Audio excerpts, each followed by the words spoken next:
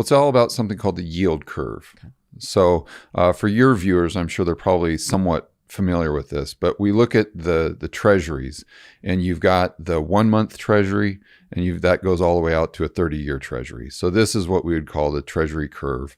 And what we have seen historically is when it inverts, so what that means is the long-term interest rates are actually lower than short-term interest rates, which is the opposite of what they should be, right? Because if I'm going to lend you $1,000 for 2 weeks, sure, I'm going to charge you a much lower interest rate. I might even do it for free. Right. Unless compare that to if I'm lending you that $1,000 for 30 years. Well, now all of a sudden I got a ton of risk. I've got inflation risk. I've got counterparty risk.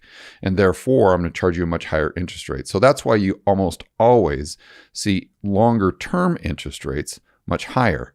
Right? It's just like if you go to the bank and you have an adjustable rate mortgage, okay, that's going to be a lower interest rate than if you have a fixed rate mortgage over 30 years. It's the exact same concept, okay?